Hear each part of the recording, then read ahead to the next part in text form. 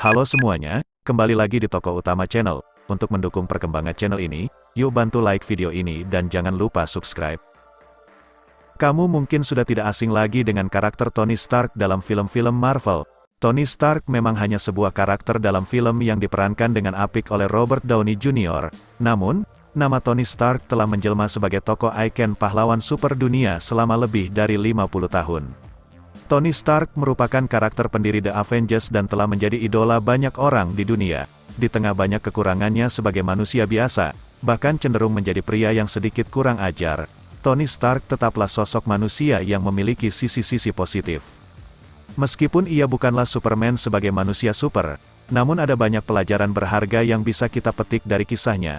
Berikut adalah beberapa hal berharga yang bisa kita petik dalam karakter Tony Stark. Terus belajar.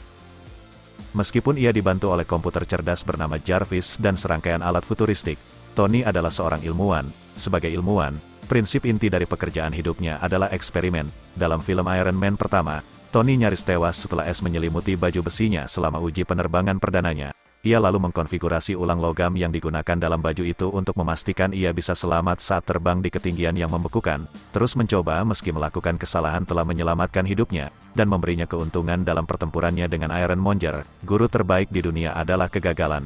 Saat kita gagal, jangan menganggapnya sebagai waktu atau usaha yang sia-sia. Anggap itu sebagai pelajaran dan batu loncatan menuju kesuksesan. Memang kegagalan akan membuat hidup terasa berantakan dan frustasi. Tetapi tidak ada hasil tanpa usaha. Setiap kesalahan adalah langkah lain menuju impian yang ingin kita capai. Dalam film Iron Man 2, baju zirah Tony berulang kali hancur karena terbelit oleh cambuk listrik Whiplash. Namun dalam film The Avengers yang dirilis 2 tahun kemudian, Tony terkena ledakan peti Thor. Bajunya menyerap ledakan petir itu dan segera mengubahnya menjadi energi senjata. Tahu kapan berhenti dan mendengarkan. Sebagai karakter yang digambarkan jenius, miliarder, playboy, filantropis yang bisa melakukan banyak hal, ada situasi di mana Tony menjadi orang yang paling tidak memenuhi syarat untuk membuat semua keputusan. Meski ia bergaul dengan tentara super awet muda bernama Kapten Amerika dan ahli mistik Dr. Strange, Tony tetap mau mendengarkan orang lain. Betul, mendengarkan adalah keterampilan tak ternilai yang dapat kita pelajari. Contohnya, meskipun tidak pernah benar-benar bertemu atau bekerja dengannya sebelum The Avengers, Tony mendengarkan saran Hawkeye tentang strategi pertempuran udara yang efektif di lingkungan perkotaan dan hasilnya langsung terlihat nyata. Sangat penting untuk selalu mempertimbangkan kekuatan dan kemampuan orang-orang di sekitar kita, terlepas dari kepercayaan pada diri sendiri. Kisah sukses yang tak terhitung jumlahnya menampilkan momen-momen di mana tokoh utama mendapatkan manfaat dari input seseorang yang tidak terduga. Semua orang yang pernah kita temui mengetahui sesuatu yang tidak kita ketahui. Gunakan pengetahuan semua orang untuk mencapai tujuan dan kita akan jauh lebih baik. Salurkan waktu dan energi positif. Ketika ia pulih dari trauma karena hampir mati di galaksi lain dalam The Avengers, Tony secara teratur berjuang untuk bisa tidur.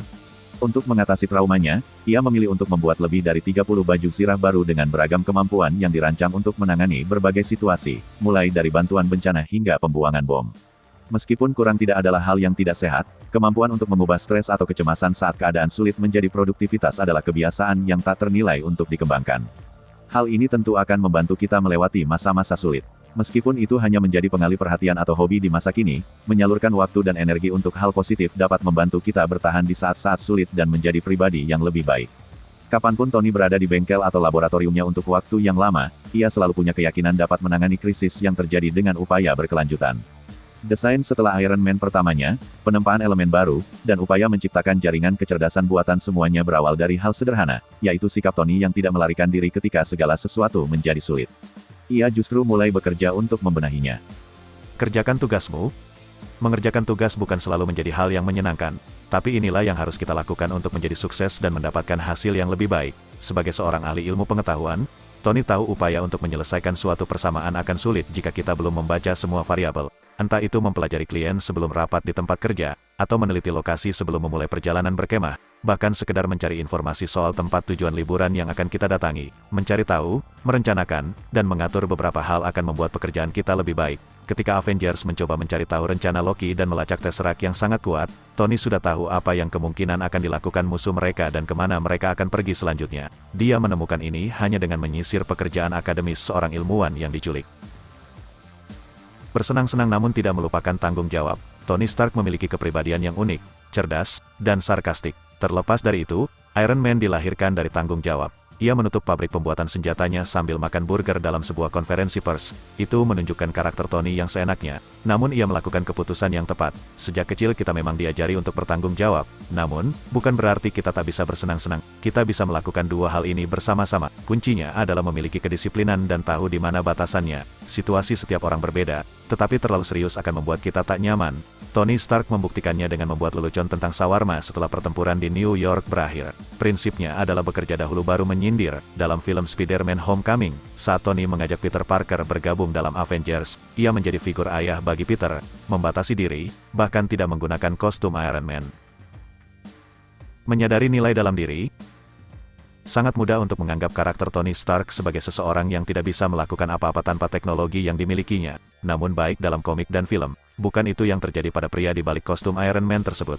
Setelah menjadi tahanan di Gua Afghanistan, diisolasi di Tennessee, dan dianggap mati di luar angkasa, Tony tahu nasibnya tidak ditentukan oleh sumber daya atau orang-orang di sekitarnya. Ia menyadari jika ia adalah penentu nasib dirinya sendiri. Bukan barang yang kita miliki yang mampu memberi kekuatan, tapi diri kita sendiri. Kita dapat kehilangan tempat tinggal, pasangan, kendaraan, atau lainnya. Namun, kita bisa memiliki itu semua pun karena diri sendiri. Jangan terjebak dalam perubahan keadaan.